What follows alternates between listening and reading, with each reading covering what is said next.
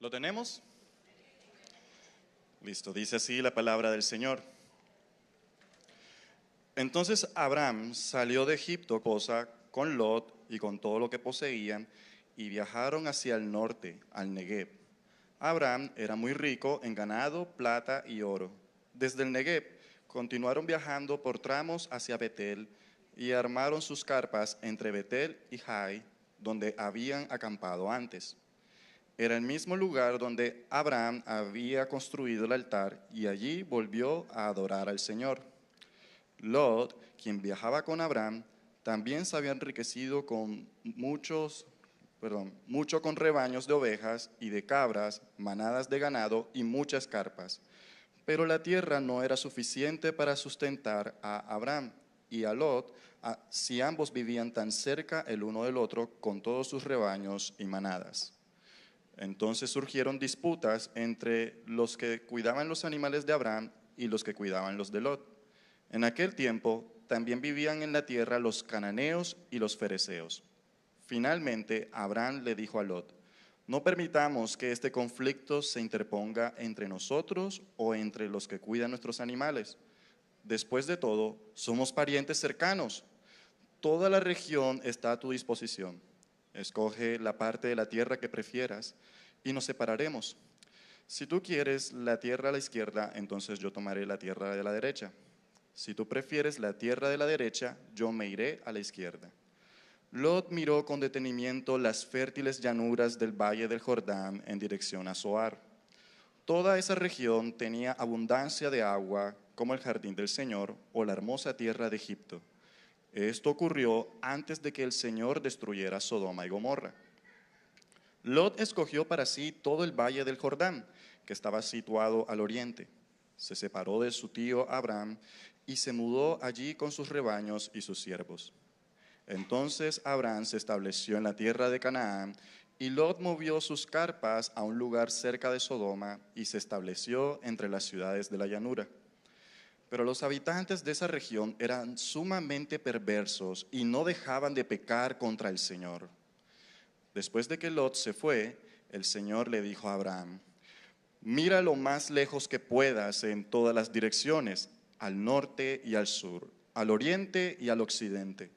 Yo te doy toda esta tierra tan lejos como alcances a ver, a ti y a tu descendencia, como posesión permanente.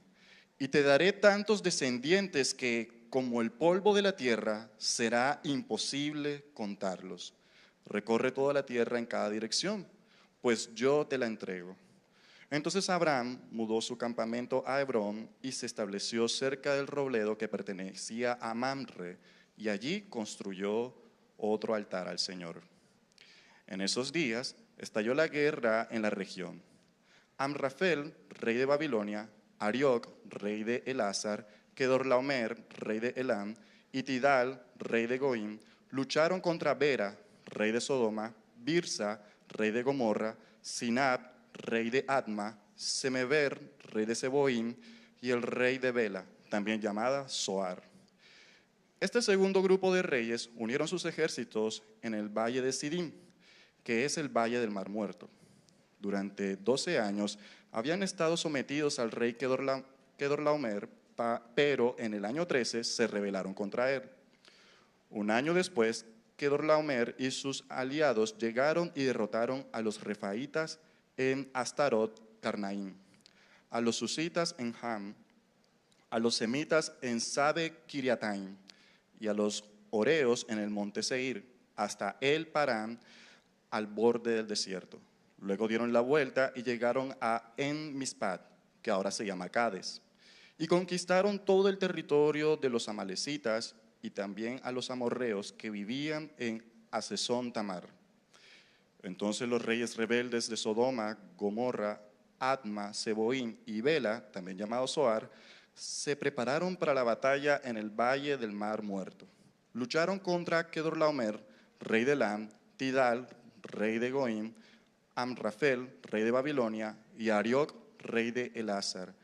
Eran 4 reyes contra 5. Resulta que el valle del Mar Muerto estaba lleno de pozos de brea. Así que cuando el ejército de los reyes de Sodoma y Gomorra huía, algunos de ellos cayeron en los pozos de brea, mientras que el resto escapó a las montañas. Entonces los invasores victoriosos saquearon Sodoma y Gomorra y emprendieron el regreso a su tierra con el botín de guerra y los alimentos. También capturaron a Lot, el sobrino de Abraham, que vivía en Sodoma, y se llevaron todas sus pertenencias. Uno de los hombres de Lot escapó y le contó todo a Abraham, el hebreo, que vivía cerca del robledo que pertenecía a Mamre, el amorreo. Mamre y sus parientes, Escol y Aner, eran aliados de Abraham. Cuando Abraham se enteró de que su sobrino Lot había sido capturado, movilizó a los 318 hombres adiestrados que habían nacido en su casa. Entonces persiguió al ejército de Kedorlaomer hasta que los alcanzó en Dan. Allí dividió a sus hombres en grupos y atacó durante la noche. El ejército de Kedorlaomer huyó, pero Abraham lo persiguió hasta Oba, al norte de Damasco. Abraham recuperó todos los bienes que habían sido tomados y trajo de regreso a su sobrino Lot junto con sus pertenencias, las mujeres y los demás cautivos. Después de que Abraham regresó de su victoria sobre el rey Kedorlaomer y todos sus aliados, el rey de Sodoma salió a encontrarse con él en el valle de Sabe, que es el valle del rey. Y Melquisedec, rey de Salem y sacerdote del Dios Altísimo, le llevó pan y vino a Abraham. Melquisedec bendijo a Abraham con la siguiente bendición: Bendito sea Abraham por Dios Altísimo, creador de los cielos y la tierra. Y bendito sea Dios Altísimo que derrotó a tus enemigos por ti.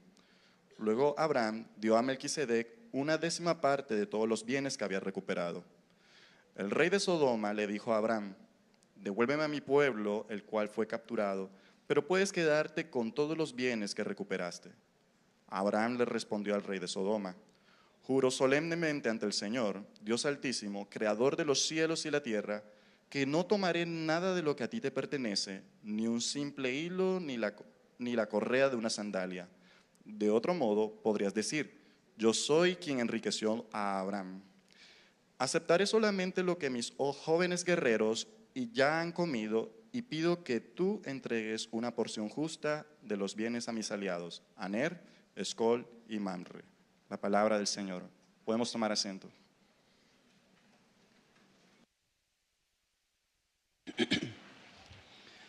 Oremos juntos. Padre que estás en el cielo, te damos gracias en esta mañana por tu amor, por tu bondad, por tu misericordia. Gracias por tu palabra, Señor, que es poderosa para salvar. Una palabra, Señor, que necesitamos día tras día para poder continuar caminando, avanzando en este peregrinaje, Señor, mientras que aguardamos que tú regreses por tu iglesia. Padre, en esta mañana queremos juntos confesar que hemos pecado. Queremos juntos confesar, Señor, que hemos hecho lo malo delante de ti. A pesar de tu misericordia, a pesar de tu bondad, a pesar de lo que tú nos has enseñado, Señor, hemos vuelto a fallar. Y por eso acudimos a ti como el Dios que perdona a su pueblo, como el Dios que extiende gracia y misericordia. Te pedimos también, Señor, que en esta mañana tú nos hables. Señor, yo soy un hombre pecador y como cada domingo tratamos de recordarlo, Señor, por ese solo motivo. Soy indigno, Señor, de poder anunciar tu palabra como debe ser. Adicional están todas las limitaciones físicas, intelectuales, Señor.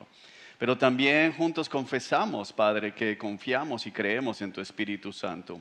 Que tu Espíritu tiene el poder para tomar las palabras que puedan salir imperfectas de este púlpito y llevarlas de manera perfecta al corazón de cada uno. Te pedimos en el nombre de Jesús que los oídos, ojos y mentes que están cerradas sean abiertos en esta mañana. Que aquellos que están en este lugar y todavía no te conocen, todavía no son salvos, puedan venir a salvación por el poder de tu Espíritu al confiar en Jesucristo y solo en Él.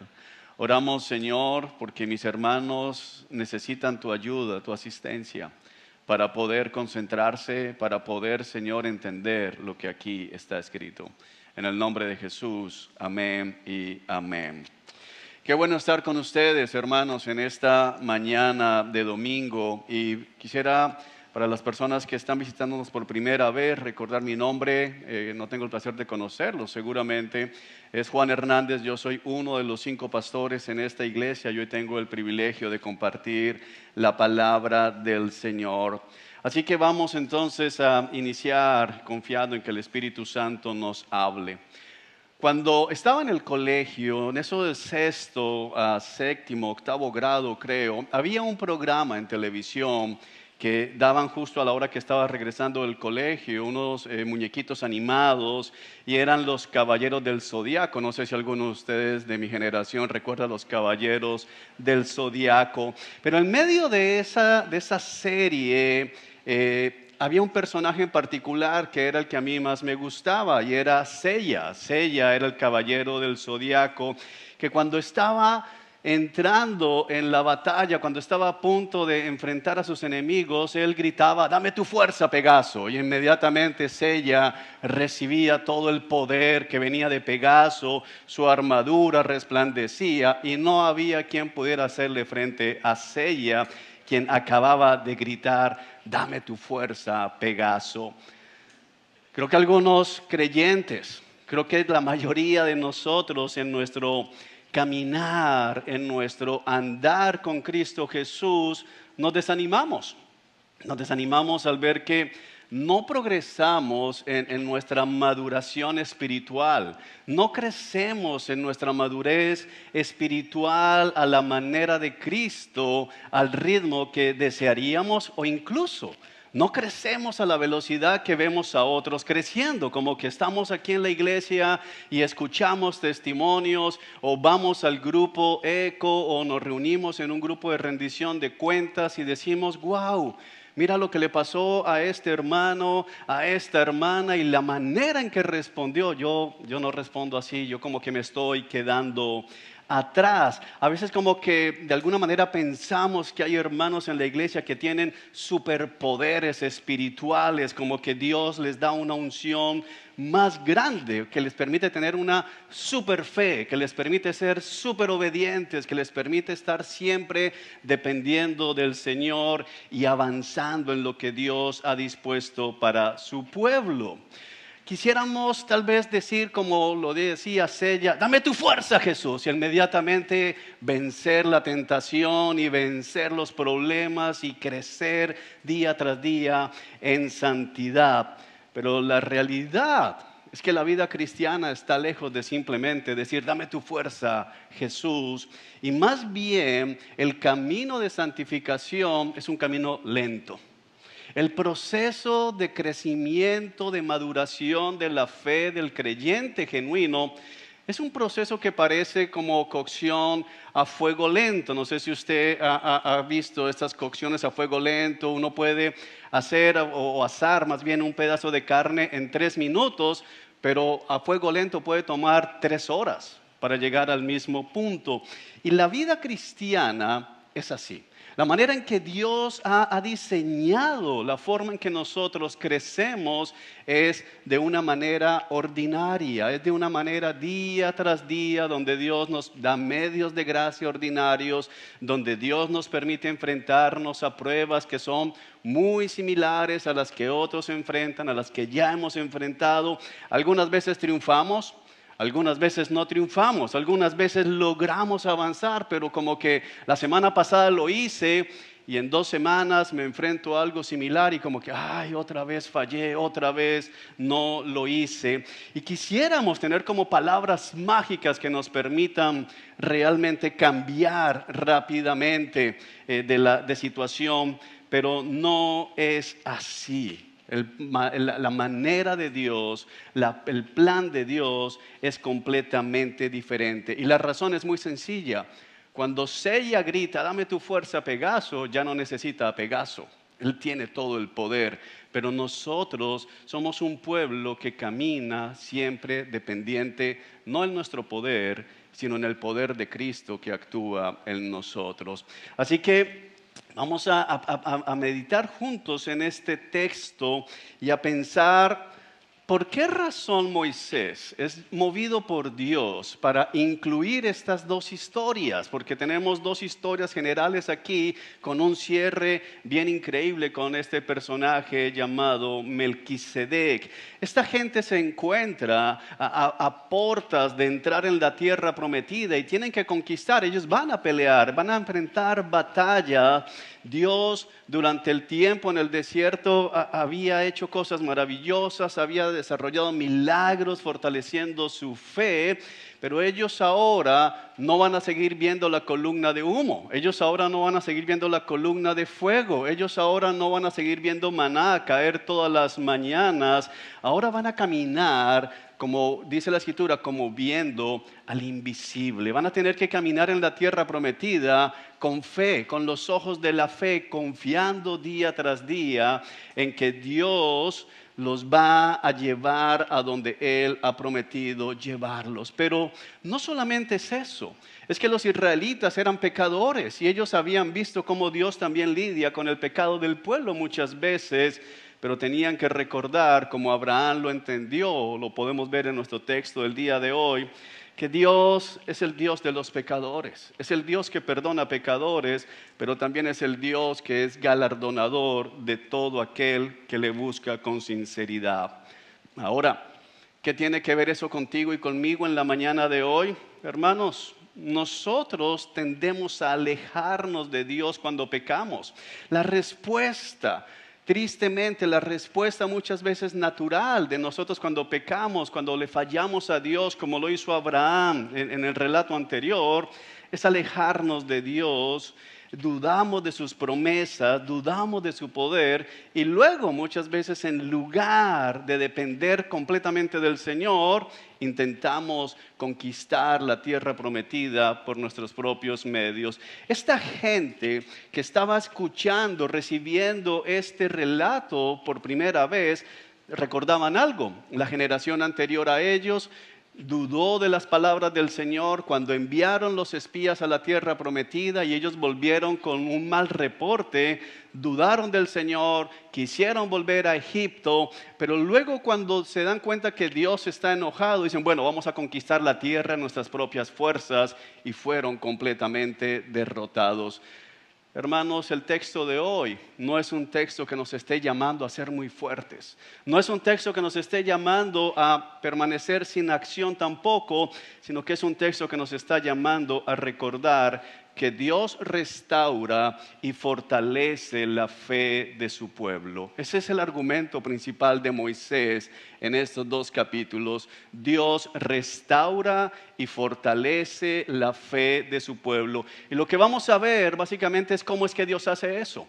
Cómo es que Dios restaura la fe de Abraham después de que Abraham ha fallado, porque tenemos que recordar que hace 8 días vimos a Abraham dudando de la provisión de Dios. Hubo hambre en la tierra de Canaán y ¿qué hizo Abraham? Se fue para Egipto y Egipto no estaba dentro de la tierra que Dios le había prometido. Vemos a Abraham mintiendo y exponiendo a su esposa y terminó siendo ella llevada al palacio del faraón. Pero hoy tenemos frente a nosotros una fe restaurada y una fe fortalecida. Dios restaura y fortalece a su pueblo. Amén. Así que vamos juntos a ver lo que Dios tiene para nosotros. 3 maneras puntuales en que podemos ver esto aquí. Número 1, el capítulo 13 completo. Dios restaura y fortalece la fe de Abraham, restableciendo la oración y ratificando las promesas que Dios le había hecho a Abraham. Y en un sentido, el texto nos permite ver una suerte de contraste entre Abraham y Lot. Así que vamos a la palabra para que ella nos abra el entendimiento. Dice el versículo 1, entonces Abraham salió de Egipto junto con su esposa, con Lot y con todo lo que poseía y viajó al norte, al Negev. Abraham era muy rico en ganado, plata y oro. Desde el Negev continuaron viajando por tramos hacia Betel y armaron sus carpas entre Betel y Ai, donde habían acampado antes. Era el mismo lugar donde Abraham había construido el altar y allí volvió a adorar al Señor. Lo primero que Dios hace es reencarrilar a Abraham. Abraham salió de la tierra que debía estar, se fue para Egipto, descendió a Egipto y ahora el texto es claro que Abraham salió de Egipto. ¿Por qué Moisés nos deja ver esto? En el final del capítulo 12 vimos que el faraón expulsó a Abraham de Egipto, pero ahora lo tenemos que se nos deja claro, Abraham salió efectivamente de Egipto. Hermanos, si hemos desviado el camino, si alguno de ustedes sabe que estas últimas semanas ha estado saliéndose del propósito de Dios, ha estado alejándose del lugar al que Dios lo ha estado llamando, ha estado comenzando como Abraham a hacer planes, yo voy a solucionar mi problema económico cambiando de país, cambiando de ciudad, cambiando de familia, algunos incluso llegan a pensar, hermano, para. Y vuelve al lugar donde Dios te ha puesto. No puedes vivir en el propósito de Dios, esto va a sonar redundante, fuera del propósito de Dios. Voy a volver a decir esto. No puedes vivir en el propósito de Dios fuera del propósito de Dios. La tentación es a permanecer luchando en tus fuerzas. La tentación es a permanecer haciendo las cosas a la manera que tú crees, porque tenemos que reconocer algo. En la tierra de Canaán había hambre y en Egipto había abundancia de comida. A los ojos del hombre natural, a los ojos de la humanidad, a los ojos de tu situación, a lo que tú puedes pensar, dices, pero es que la realidad es que en Canaán hay hambre y en Egipto no hay. Pero hay un detalle interesante que Moisés omite decirnos y es intencional. ¿Cuál es el detalle? No se nos dice que cesó el hambre en Canaán. ¿Lo estás notando? No es el cambio de circunstancias externas lo que lleva a Abraham a salir de Egipto. No dice Abraham se quedó en Egipto hasta que se enteró de que Dios había vuelto a bendecir. Esa es la historia que tenemos en Ruth. Es un libro completamente diferente. Dios había traído nuevamente pan a la tierra de Canaán y entonces Abraham fue. No, hermano, tú vuelves al lugar donde Dios te ha puesto, aun si las circunstancias que te hicieron huir en primer lugar no han cambiado. ¿Por qué? Porque tu confianza no está en las circunstancias, sino en el Dios que gobierna las circunstancias. Amén. Abraham sale de Egipto junto con su esposa, con Lot y todo lo que poseían. Es interesante porque Abraham sale hacia la tierra prometida y fíjate lo que nos deja ver el versículo 4. Dios restablece la fe de Abraham, una fe que parecía como que se apagó por un tiempo.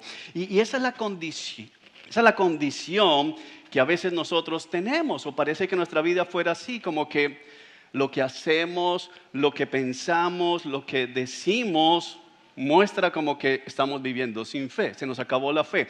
¿Hay alguien que se puede identificar con el pobre Abraham diciendo, sí, hay semanas en que camino como que se me acabó la fe? ¿O es Abraham solo? ¿Alguien aquí que se identifique con Abraham? Eso pasa. Como que no tengo fe, pero Dios restablece la fe. Y cuando estamos en ese punto, a veces decimos, Dios, pero tú puedes hacer que mi fe se restableciera así. ¡Bum! Dame tu fuerza, Jesús. Pero la manera en que el texto bíblico nos apunta a cómo Dios restablece la fe de Abraham es tan sencillo. Dice, verso 4, era el mismo lugar donde Abraham había construido el altar y allí volvió a adorar al Señor. No te imagines un templo, no te imagines una catedral, no te imagines el templo de Salomón con querubines cubiertos de oro, no te imagines una cosa majestuosa. Porque los altares de los que habla el Antiguo Testamento antes de la edificación del templo de Salomón se parecen básicamente a piedras puestas juntas debajo de un árbol. Allí había una marca. Pero es que lo que hace al altar el altar no es el altar, sino el Dios que se adora en ese altar. Y ese Dios no ha cambiado. Y ese Dios es majestuoso. Amén. Lo que hace esta iglesia, la iglesia no son estas cuatro paredes. Es el Dios que se manifiesta en medio de nosotros cuando nos reunimos para adorarlo juntos. Pero el punto es que Abraham no tiene que levantar una cosa majestuosa, hacer algo diferente. No, mira cuál es la manera, es algo ordinario. Abraham vuelve a la tierra donde debía estar y se dirige al lugar donde ya había adorado al Señor. Un altar común en Betel fue el lugar donde Dios restablece la vida de oración de Abraham. Amado hermano, a veces quisiéramos, pero ¿qué hago? Es que me siento debilitado. A veces sale gente frustrada de mi oficina. Yo le digo, ora. Juan, tengo este problema, ¿qué hago? Ora. Sí, pero es que ya he orado, ¿qué hago? Ora más. ¿Por qué? Porque es que no tenemos una fórmula mágica. Y de hecho, si entendiéramos lo increíble de la oración, lo increíble de que nosotros, cuando somos hijos de Dios, los cielos están abiertos para nosotros, oraríamos más. Pero el énfasis de Moisés al contar esto es, Dios restablece la fe de Abraham a través de un medio ordinario de gracia. No hubo nada nuevo. En ese momento no hubo una aparición, no hubo ángeles, fue al mismo lugar. Yo no sé cómo se veía ese altar a los ojos de Abraham cuando él vuelve y camina y llega y ve las piedras juntas allí. El lugar donde él invocó al Señor, y lo que Abraham entiende es: yo necesito volver a restablecer mi vida de oración. Matis, ese es el apellido del autor, en un libro que estamos estudiando en la maestría, Hábitos de Gracia, hace referencia a que Dios de manera general utiliza 3 medios de gracia con la iglesia, y son la voz de Dios, el oído de Dios y el pueblo de Dios. Y como lo vemos aquí en este capítulo, Dios utiliza esos 3 medios. Podemos ver la voz de Dios, el oído de Dios. Dios escucha nuestra oración. Hermano, no subestime lo que Dios hace cuando nosotros oramos. Aún la oración más sencilla, aún la oración menos elaborada, la oración que simplemente dice: Señor, no sé ni qué orar. Yo no sé qué oró Abraham en ese momento. El texto dice que él volvió a adorar al Señor. No sé si dijo: tengo pena, no sé ni qué decir. Esa es una oración. El punto es que él vuelve a este medio de gracia. Segunda manera, le da nuevas pruebas. Dios pone una prueba delante de Abraham. No podemos volver a leer el texto, pero si le prestaste atención, tenemos una situación. Los pastores de Lot están peleando con los pastores de Abraham porque tanto Lot como Abraham son muy ricos. Y parece que la tierra donde estaban no daba abasto. Así que ahora tenemos a Abraham diciendo: mira, no vamos a pelear, somos parientes. Ahí está toda la tierra, escoge lo que quieras y yo me voy para el otro lado. Y dice el texto que Lot miró con detenimiento el valle fértil regado por el Jordán y dijo: eso es lo que yo quiero. Ahora, esta historia está conectada al capítulo 12. Y en el capítulo 12, ¿qué fue lo que sucedió en el corazón de Abraham? Hay hambre en la tierra, me voy para otro lado, me voy a buscar donde hay comida. Pero ahora tienes al mismo Abraham enfrentado a una prueba similar, no igual, similar, y le da la primera opción a Lot. Y Lot escoge el valle fértil, pero el Abraham del capítulo 12 al final le hubiera dicho: ¿estás loco? Yo soy el tío. A ti te está yendo bien es por mí y te quieres aprovechar de mí. Por lo menos miti-miti, mitad de los regados para mí, mitad de los regados para ti. Y estamos viendo 2. Pero Abraham entendió que su provisión no dependía de un valle fértil. Su provisión dependía del Dios que produce los valles fértiles. Abraham en este momento se enfrenta, hermano, tú tienes que entender que Dios va a utilizar otra vez pruebas para fortalecer tu fe. Vas a volver a enfrentar las mismas situaciones para dejarte ver en algunos momentos cómo creces, en algunos momentos cómo todavía necesitas seguir creciendo en la misma área. Es increíble, pero Abraham en ese momento le da la opción de escoger a Lot. De una manera, Abraham está pensando en qué cosa. No voy a pelear con Lot, no voy a permitir disputas en la familia. Entonces Abraham está cuidando la comunión que tenía con su pariente en ese momento. El pueblo de Dios, Dios utiliza el pueblo de Dios. Y hermanos, déjenme decirle algo, hoy vamos a tener nuevos miembros, y a esos 9 miembros que se van a hacer, quiero recordarles que no se van a unir al mundo perfecto de nunca jamás. Se van a unir a un combo de 182 pecadores más 9. Eso es lo que va a pasar. Así que en la iglesia a veces actuamos como Lot. En la iglesia a veces actuamos peor que Lot. Y en la iglesia a veces actuamos como Abraham en el capítulo anterior. Pero aún esas cosas difíciles, Dios las usa para fortalecer la fe de su pueblo. Amén. Y por último, la voz de Dios. Vemos al final del capítulo 13 que luego de que se va Lot, que hay un detalle interesante allí, dice que Lot escogió el valle de Sodoma y Gomorra, no había sido destruido, pero dice, pero la gente de esa región, dice versículo 13, eran no perversos. ¿Qué dice su versión? Sumamente perversos. Eso es lo que en el hebreo trata de mostrar, o sea, era muy perversos, algo similar a lo de Génesis capítulo 6. Y no dejaban de pecar contra el Señor. Es decir, esta gente todo el tiempo estaba ¿en qué actitud? ¿Qué puedo pecar? ¿Cómo puedo pecar? Todo el tiempo buscando pecar. Eso va a tener sus consecuencias, las vamos a ver en el capítulo 19. Pero creo que vale la pena hacer la advertencia. Cuidado hacia dónde se están yendo, como me dijo alguien esta semana, tus ojitos. Cuidado con lo que estás viendo. Porque lo que para Lot en ese momento fue, wow, se le convirtió después en su ruina. Y es interesante porque si inicias, vas conmigo otra vez al versículo 1. Abraham salió de Egipto junto con su esposa y con Lot, pero al parecer Lot salió de Egipto, pero Egipto no salió de Lot. Lot no entendió, y eso es una cosa trágica que a veces nos sucede. Vemos espejos, vemos lo que sucede y sin embargo pensamos que mi manera es mejor que la manera de Dios. Lot siguió prefiriendo las maneras de Egipto y se fue a vivir cerca de la gente sumamente perversa. Pero el versículo 14 dice, después de que Lot se fue, ¿qué es lo interesante de esto? Porque no solamente fue que Abraham le propone a Lot, Lot escoge lo mejor y Abraham dice, no, espérate, Lot, sino que Lot se va y escoge eso. Una vez que Abraham ha pasado esta prueba, una vez que Abraham ha confiado, ha orado en el Señor y ha dicho, yo no la voy a volver a embarrar así, entonces Dios le habla. ¿Se dan cuenta el texto cómo está mostrándonos? Entonces tenemos el oído de Dios, escuchando la oración de Abraham, la adoración de Abraham, el pueblo de Dios, Lot comportándose de una manera no grata, no adecuada, pero Abraham procurando el bienestar entre ellos. Y número 3, ahora tenemos la voz de Dios. Después de que Lot se fue, el Señor le dijo a Abraham, mira lo más lejos que puedas, en todas las direcciones, norte, sur, oriente, occidente, yo te doy esta tierra, tan lejos como alcances a ver, a ti y a tu descendencia como posesión permanente. Y recuerda que esta descendencia no es mucha gente, es el mismo Cristo Jesús. A tu simiente es lo que el texto en hebreo originalmente dice.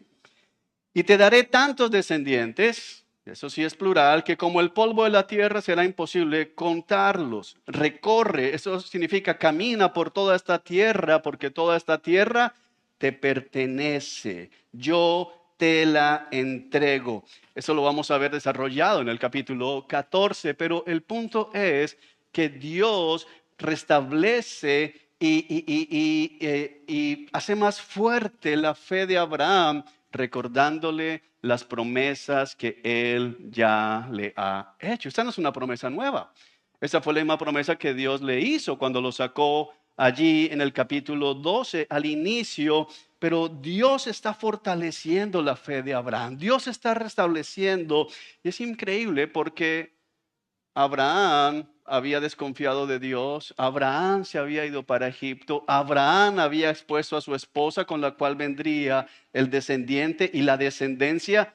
Y sin embargo, Dios siguió siendo fiel a su promesa. Esto es espectacular.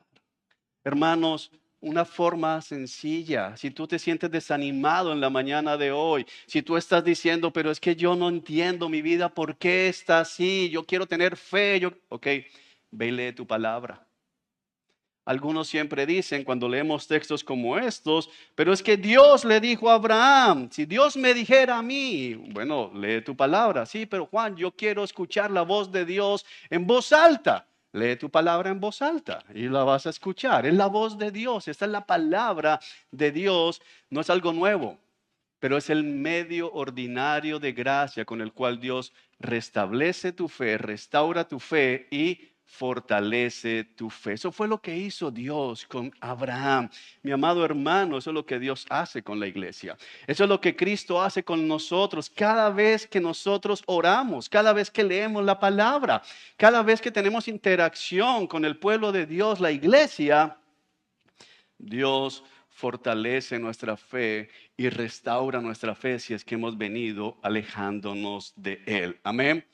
Ahora, segunda manera en que Dios restaura y fortalece la fe de su pueblo, demostrando que la tierra le pertenece.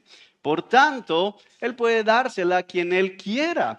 Vemos en la promesa que Dios le dice, te daré esta tierra. Mira tan lejos como puedas, norte, sur, oriente, occidente. Paréntesis, si tú estás llegando a esta iglesia hace poco y vienes de una iglesia donde te predicaban el evangelio de la prosperidad, tal vez tú te alegraste aquí y acabas de marcar. Hoy el Señor me acaba de recordar la promesa. Yo me paro aquí, miro al sur, al norte, oriente, occidente. Mira ahí, le pertenece el león que está detrás de esa barra. Bueno, no. Esa promesa no es para ti. No significa que toda Barranquilla te pertenece. Donde yo vivo, yo miro lejos y puedo llegar a ver Santa Marta. Oh, Santa Marta también está bajo mi dominio. No, eso es falso. Eso son promesas diabólicas. Esta promesa está enfocada en Abraham y especialmente en Cristo Jesús. Pero desde la perspectiva humana, Dios le está prometiendo una tierra a Abraham. ¿Cómo es esto de que Dios se la puede dar? ¿Cómo la fe de Abraham se fortalece al escuchar esta promesa de que Dios le va a dar toda la tierra? Bueno, el capítulo 14, la primera parte nos va a dejar ver que Dios le puede dar la tierra a Abraham porque la tierra le pertenece a Dios. Y por eso viene esta historia. Por eso los israelitas que estaban a la entrada de la tierra prometida podían decir, Dios nos ha prometido esta tierra y Dios nos la va a entregar. ¿Por qué? Porque a Dios le pertenece esa tierra. Déjame darte una ilustración rápida. Si yo les digo, no se preocupen, que a cada uno de ustedes al final del mes les vamos a dar $1.000.000, ¿cuántos de ustedes se alegran? ¿Cuántos dicen, uy, se me arregló la vida y salen a renunciar? ¿Quién de ustedes renunciará si yo le digo, tranquilos hermanos, al final de la próxima semana a cada uno le vamos a consignar $1.000.000 y el próximo mes 2 millones más? ¿Cuántos salen a renunciar? ¿Por qué? Porque usted sabe que yo no lo tengo. Usted ha visto el carro que manejo. Muchos saben que vivo en arriendo. Entonces dice, la intención de Juan es que, buena. Ahora, si usted mañana comienza a ver que publican fotos de que compré todo el edificio donde vivo, espérate, tal vez Juan sí tenga ese dinero. Ahora, Dios en su misericordia con Abraham y con nosotros, le va a dejar ver a Abraham que le va a entregar la tierra porque Él es el dueño. Esa es la razón por la cual tenemos esta historia. Y por eso no podemos entrar mucho, pero básicamente dicen esos días, ¿cuáles días? Los días en que Dios está restaurando la fe de Abraham. Los días en que Dios le ha recordado la promesa a Abraham de darle la tierra. En esos días estalló la guerra en esa región y se nos nombran básicamente 9 reyes que representan 9 reinos. Son 9 reyes, 5 de ellos que estaban gobernando Canaán y 4 de ellos que venían de afuera, del norte, de Babilonia, de toda esa región. De hecho, la región de donde venía Abraham, de los caldeos. Esos 9 reyes estaban disputándose la tierra, pero el texto está enfatizando algo. ¿Por qué no repite tantas veces los nombres de los reyes? ¿Por qué nos recuerda, por qué nos es recordado tantas veces que eran 4 contra 5? ¿Es que no sabían contar los israelitas? ¿No podían decir 1, 2, 3? Sí, ellos sabían. Pero el énfasis que está haciendo Moisés es la manera hebrea de escribir para enfatizar algo. ¿Qué es lo que está enfatizando? Son 9 reyes en 2 bandos, 5 contra 4, disputándose la tierra como si fuera de ellos. El status quo está cambiando. 12 años, estos 5 reyes están dominados por estos 4 reyes. En el año 13, estos 4 reyes se levantan y ya no le pagan tributo. Eso es básicamente el levantamiento, era algo comercial. Ya no le pagan tributo a estos 5. En el año 14, para estos 4, en el año 14, estos 4 vienen y derrotan a estos 5 que tienen que salir corriendo. Algunos de ellos van a caer en pozos de brea, otros huyen a las montañas. Y estos 4 reyes se llevan prácticamente a toda la gente y todas las posesiones de estos 5 reyes. Es decir que en 14 años la tierra ha cambiado de dueño, según la perspectiva humana, varias veces. ¿Por qué cambia de dueño? ¿Por qué pierden la tierra y recuperan la tierra y pierden la tierra? La respuesta, según el texto, es que no es de ellos. ¿Me estoy haciendo entender? Eso es lo que Dios está mostrándole primero a Abraham. Mira, Abraham, porque Abraham no era un ignorante. Abraham está recibiendo la promesa de parte de Dios de que va a recibir toda la tierra, pero Abraham sabe, ok, pero espérate, aquí hay 5 reyes que no me la van a querer entregar y hay 4 afuera que gobiernan a estos 5 que menos me la van a querer entregar. Y entonces Dios permite que se desate esta guerra para mostrar algo a Abraham. Pero no solamente le muestra que están peleando, sino que una vez que estos reyes de afuera, los 4 vencen a los 5, entre la gente que se llevan cautiva, se llevan al sobrino de Abraham. Se llevan a Lot. Lot terminó viviendo dentro de la ciudad. Después hablaremos de eso en el capítulo 19. Primero acampó afuera y es increíble porque dice que la gente era muy perversa y se mudó justo al epicentro de los acontecimientos. Y es llevado cautivo. Lo que parecía una bendición para Lot terminó siendo una maldición. Ten cuidado. Porque muchos se van detrás de la bendición y terminan después diciendo, Señor, ¿en qué momento me metí en esto? Pero se llevan a Lot y entonces eso llega a oídos de Abraham. Versículo 13. Uno de los hombres de Lot escapó y le contó todo a Abraham el hebreo. ¿Qué es todo? Toda la guerra, todo lo que está pasando, pero especialmente, y mira Abraham, se llevaron a tu sobrino. Así que dice el texto que cuando Abraham, que está viviendo allí en las afueras, en Carpa, cerca de Manre, el amorreo, cuando Abraham se entera de que su sobrino Lot había sido capturado, versículo 14, movilizó a los 318 hombres adiestrados que habían nacido en su casa. ¿Por qué Moisés está tan interesado en que los israelitas escuchen que Abraham movilizó a 318 hombres? Para que se asombre y diga, wow, qué tremendo ejército el de Abraham. Creo que es para todo lo contrario, para decir, Abraham está loco. ¿Cómo se le ocurre a Abraham con 318 hombres? Es que no estamos hablando de caseríos, estamos hablando de reinos. Estamos hablando de 4 reinos que conquistaron 5 reinos. Y Abraham tiene 318 hombres. Esta historia más adelante se nos parecerá en el libro de los jueces con Gedeón, persiguiendo. Es decir, estamos hablando de ejércitos de miles de hombres. Y ahora piensa en esto. ¿Qué tenía en la cabeza Abraham? Cuando se entera de que estos 4 reyes vencieron a 5 reyes, y ahora él sale a perseguir a esos 4 reyes con 318 hombres y 3 amigos más. Los aliados. Fíjate que el texto no deja por fuera nada. Dice, y salió junto con sus aliados. Eran 3 amigos más. Entonces, básicamente, ¿cuántos salieron a batalla? 318 más Abraham 319 más 3, 322. Contra 5 reinos.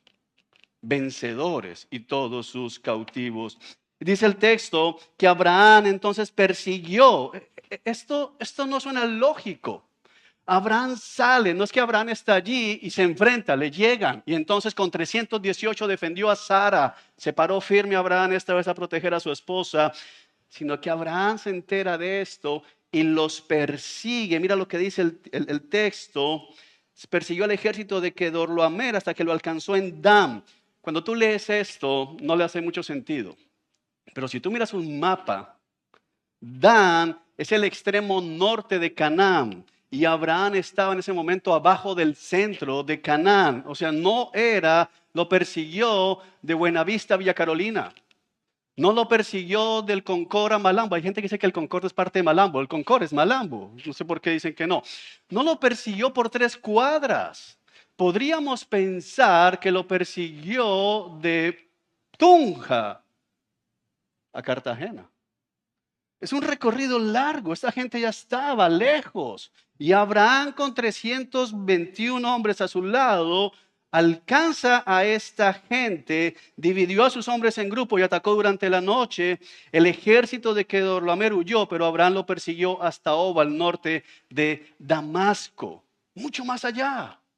Esta gente huyó de Cartagena y los cogieron por allá en el Urabá antioqueño. Esto no es normal. Un israelita escuchando esto va a cobrar ánimo a decir, ok, hay posibilidad, vamos a entrar en la tierra prometida, está llena de reinos, está llena de fortalezas, pero mira a Abraham con 318 hombres. Abraham está siendo utilizado por Dios para rescatar a Lot, sí, pero hay un propósito más grande y es mostrar quién es el verdadero rey sobre la tierra. ¿Quién es el verdadero dueño de la tierra prometida? ¿Quién es el verdadero dueño de todos esos reinos? Porque Abraham sale a la guerra en fe. Hermanos, no hay otra explicación. ¿Cómo puedo decir que Abraham sale a la guerra en fe? Porque sale con un grupo pequeño. No sale por dinero. Abraham no dice, mira, y tienen un poco de plata. De hecho, cuando Abraham vuelve, no se queda con la plata. Él no sale por poder, sino que él sale para liberar a su sobrino que había sido capturado, para liberar a un esclavo. Abraham, en este momento, luego de que su fe ha sido restaurada, luego de que su fe está siendo fortalecida, ahora comienza a vivir nuevamente parte del propósito por el cual Dios lo llamó: ser de bendición para todas las familias de la tierra. Sabemos que esa bendición última es Cristo, pero Abraham ahora estaba siendo de bendición no solamente para Lot, sino para estos 5 reinos donde él vivía, porque ellos no pudieron defender a su pueblo. Ellos fueron indefensos, fueron vencidos, fueron llevados cautivos como esclavos. Y no te imagines que los montaron en aviones, los llevaban encadenados. La costumbre normalmente era a los hombres llevarlos desnudos, avergonzados, en cadena, uno detrás de otro. Abraham, a restaurar su vida con el Señor, comienza a vivir en el propósito del Señor y comienza a ser de bendición para otros. Y lógicamente, la manera en que Dios fortalece y restaura la fe de Abraham en esta parte es dándole la victoria a Abraham. No sería lo mismo decir, Abraham escuchó esto y salió con esos 318 hombres y los alcanzó en Dan y los persiguió hasta Damasco y lo mataron. Punto. Siguiente capítulo. No sería de mucho ánimo. Pero el texto deja ver que Dios le da la victoria a Abraham. Una victoria que nos recuerda la victoria de David sobre Goliat. Una victoria que nos recuerda que no es por fuerza o por espada, sino por el poder de su espíritu. Amén. Una victoria que nos recuerda que no se trata de nuestra fuerza, sino de la fuerza del Señor. Y por último, Dios restaura y fortalece la fe de su pueblo, restaurando la comunión y bendiciendo a Abraham. ¿Por qué hablo de restaurar la comunión? Porque el texto lo enfatiza. Si miramos los versículos 17 al 23, que es la parte que algunas Biblias ponen ahí como separado, la reunión con Melquisedec o la bendición, o Abraham bendice a Melquisedec, tenemos que entender varias cosas. Número 1, ¿quién es Melquisedec? No tenemos tiempo, podríamos hacer solo un mensaje acerca de estos versículos, pero creo que romperíamos la historia. Pero Melquisedec es presentado en la carta a los hebreos con mucha amplitud. Yo te animo a que mires el capítulo 7 en la mañana de hoy, cuando llegues a tu casa, en la tarde de hoy, para que puedas ver con más detenimiento. Pero Melquisedec es tipo de Cristo. No vamos a hablar, hay debate entre todos los eruditos, entre si Melquisedec es una preaparición, una preencarnación de Cristo, o si es simplemente un ser humano que está anticipando al mismo Cristo Jesús. ¿Por qué sabemos esto? Porque Melquisedec es rey y sacerdote. El único que tiene ese oficio doble en toda la Escritura más adelante es el mismo Señor Jesucristo. Pero ¿por qué puedo anticipar que todo lo que Melquisedec hace representa a Cristo? Porque Hebreos lo dice. Hebreos dice que Cristo es sacerdote según el orden de Melquisedec y es el sacerdote que nosotros tenemos y que Melquisedec estaba anticipando realmente a Cristo como tal. Ahora, ¿qué hace Melquisedec? Si miramos el texto, dice, después de que Abraham regresó de su victoria sobre el rey Kedorlaomer y todos sus aliados, el rey de Sodoma salió a encontrarse con él, este rey que fue derrotado en el valle de Sabe, que es el valle del rey. Y Melquisedec, rey de Salem y sacerdote del Dios Altísimo, le llevó pan y vino a Abraham. Qué interesante. Porque Moisés está presentándonos una suerte de contraste entre el rey de Sodoma y Melquisedec, rey de Salem. Hay un contraste aquí porque cuando Abraham regresa con su victoria, el rey de Sodoma salió a su encuentro, pero la aparición del rey de Sodoma parece opacada en la manera en que Moisés escribe por la aparición de otro rey que no se nos nombró, si le prestó atención, en el relato de la guerra. Rey de Salem, Salem era la manera en que se conocía Jerusalén en la época, así que Salem hace parte de la tierra prometida, pero interesantemente el reino de Salem no aparecía en esa guerra, aunque no era solo sacerdote, era el rey de Salem. ¿Por qué este rey no está con los otros 5 reyes? ¿Por qué este reino no es tocado? Y la razón no es tan difícil si entendemos y pensamos de manera global, pensando en Hebreos. Porque este rey está representando al reino del cielo. Porque este sacerdote está representando al sacerdote del cielo. Un reino que no puede ser derrocado por manos humanas. Un reino que no puede ser derribado. Un sacerdote que tiene la capacidad de restablecer. La función principal de un sacerdote es mediar. Mediar entre 2 partes. Poder poner la mano en las 2 partes y ayudar a que haya reconciliación. Y por eso Melquisedec parece opacar a este rey que viene al encuentro, este rey de Sodoma, pero Melquisedec se anticipa y dice que le llevó pan y vino a Abraham. Qué interesante, porque Melquisedec le sale al encuentro. Abraham viene de tener una victoria. Abraham viene de haber derrotado a esos 4 reyes, de traer a toda esta gente. Eran multitudes que venían libres, cargados de dinero, de todas las bendiciones, y Melquisedec se presenta y le lleva pan y vino. ¿Les suena familiar? ¿Les hace pensar en algún otro rey? ¿Les hace pensar en algún otro sacerdote que nos ofrezca pan y vino? Melquisedec anticipa a Cristo. Melquisedec le lleva pan y vino. Cristo es nuestro pan y nuestro vino. Cristo es ese sacerdote, es ese rey que se presenta ante nosotros, amados hermanos, y presenta delante de nosotros este banquete. Pero ¿cuál es el punto? ¿Por qué Moisés incluye este detalle de que le llevó pan y vino? ¿Por qué esto es importante? Recuerda que Abraham se fue a Egipto porque no había ¿qué cosa? No había pan, no había alimento y se fue para allá. Recuerda que Abraham decidió permitir que Lot escogiera la mejor parte de la tierra. Y recuerda que Abraham ahora ha recuperado, dice el versículo 16, todas las pertenencias de las mujeres, los hombres y todos los cautivos. O sea, que si había algo que Abraham tuviese en abundancia cuando viene caminando con toda esta caravana de gente que ha sido liberada, es pan y vino. Pero no este pan y vino. Tal vez algunos de ustedes que están por primera vez llegando a la iglesia, pan y vino, yo tengo pan y vino. No tienes este pan y vino. Número 1. Número 2, sentarse, ofrecerle pan y vino significa vamos a sentarnos a comer juntos. Porque Melquisedec no está actuando como mesero. La expresión que tenemos acá de llevarle pan y vino no es una expresión de un mesero. Segundo o tercero, Melquisedec no es un siervo del rey de Salem. Melquisedec es el rey de Salem. Así que si él simplemente quisiera decir, Abraham tal vez llegó cansado, mándanle pan y vino, ¿qué hace? Se lo manda. Pero no, Melquisedec trae el pan y vino, le sirve a Abraham. Pero una cosa interesante es que el texto en Hebreos nos recuerda que Melquisedec es superior a Abraham por una sola razón. Melquisedec bendice a Abraham y el que bendice es superior al que recibe la bendición. Así que tenemos ahora al rey superior, al sacerdote superior, bendiciendo, pero sirviendo al inferior. ¿Le recuerda algún rey que siendo el superior y siendo el amo haya servido a sus súbditos? ¿Les hace pensar en algún rey en la Escritura? Estamos hablando de Cristo, hermanos.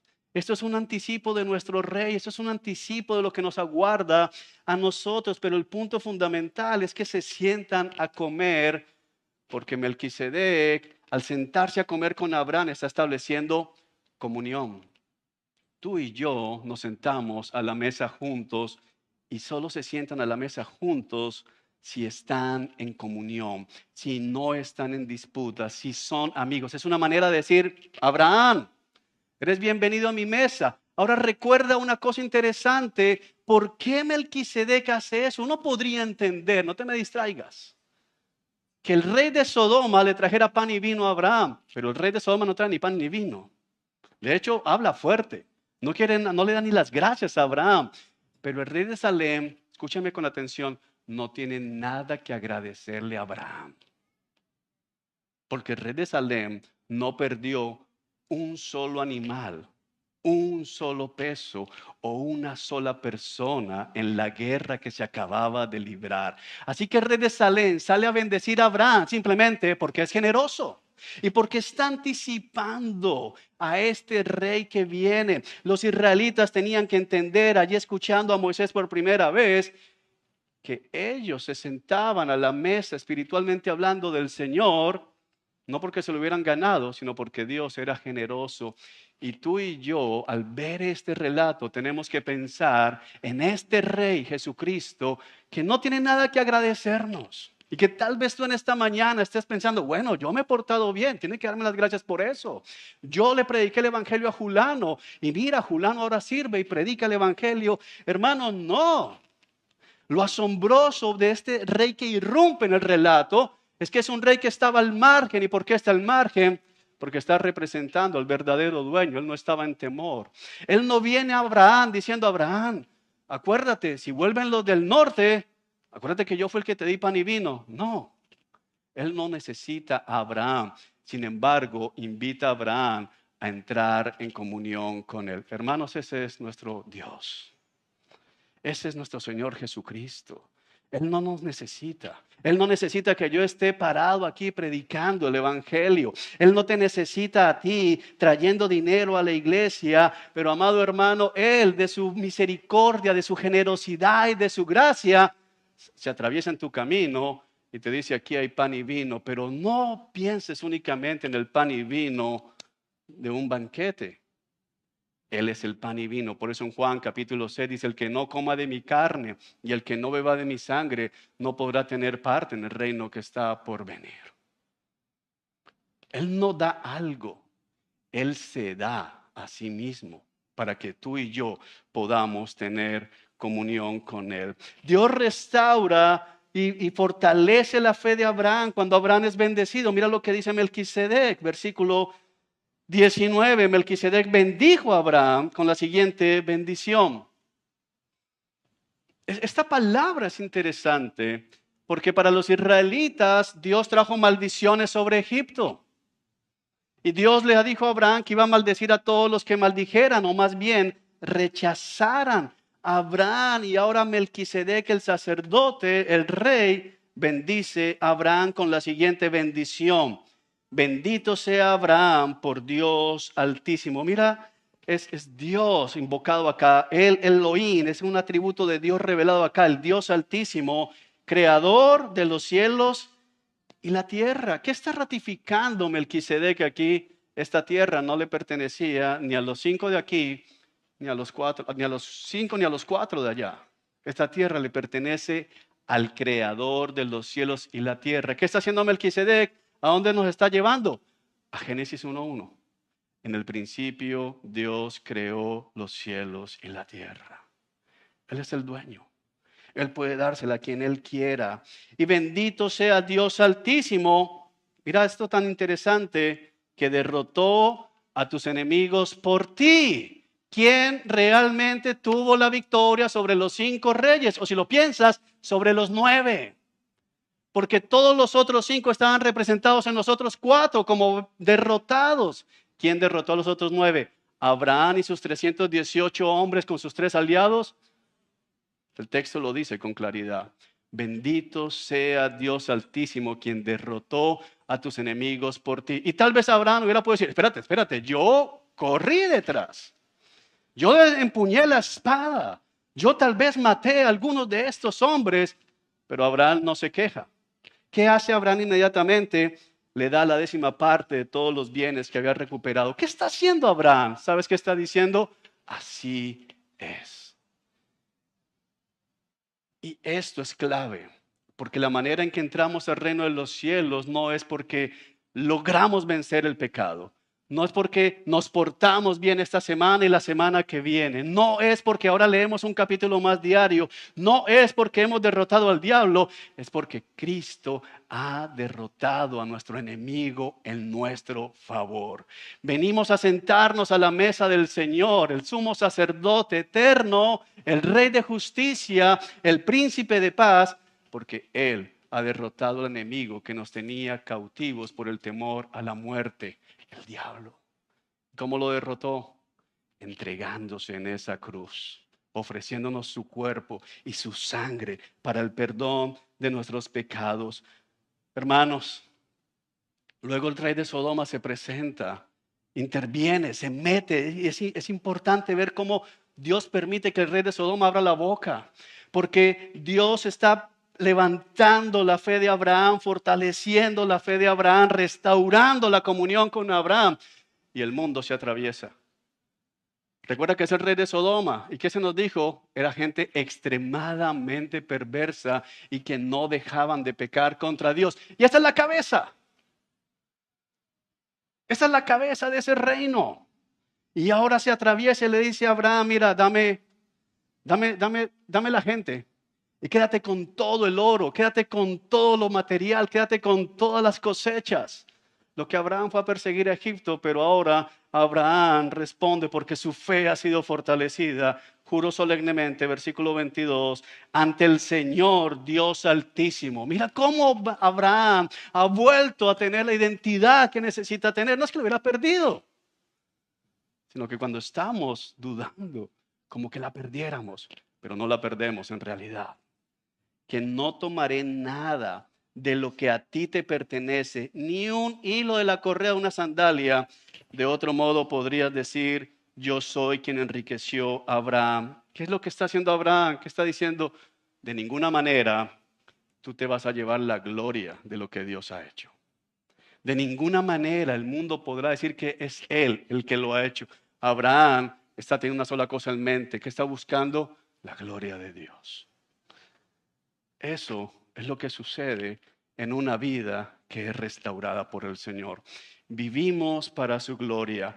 Como Abraham, en un sentido, nos reunimos cada domingo luego de recorrer la tierra. Porque piensa esto, hermano. Abraham vuelve de derrotar a los 4 que derrotaron a estos 5. Era el momento, si había un momento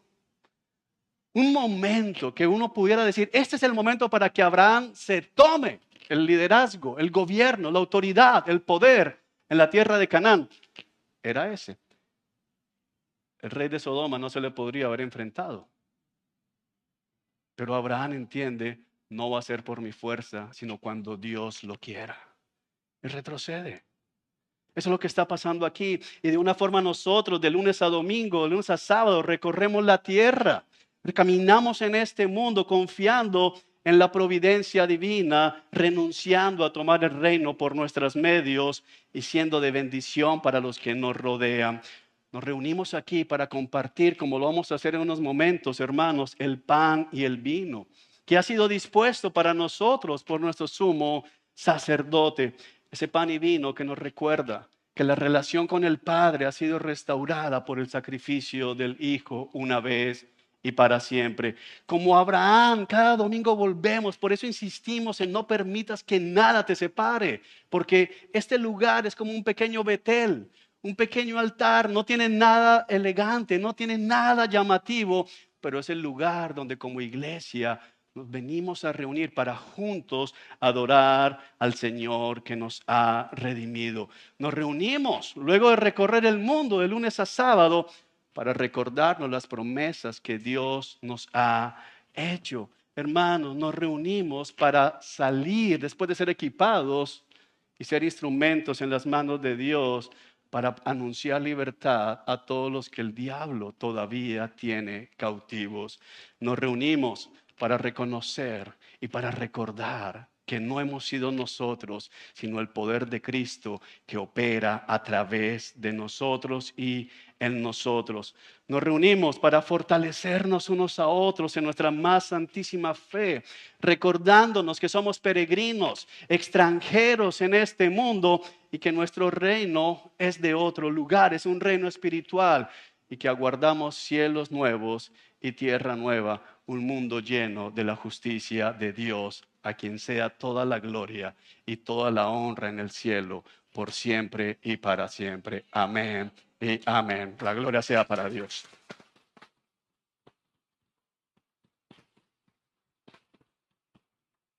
Vamos a orar. Padre, te damos gracias en el nombre poderoso de Cristo Jesús, nuestro Señor. Te damos gracias por tu amor, te damos gracias por tu bondad, te damos gracias por tu misericordia, por todo lo que tú haces, Señor, en favor de la iglesia.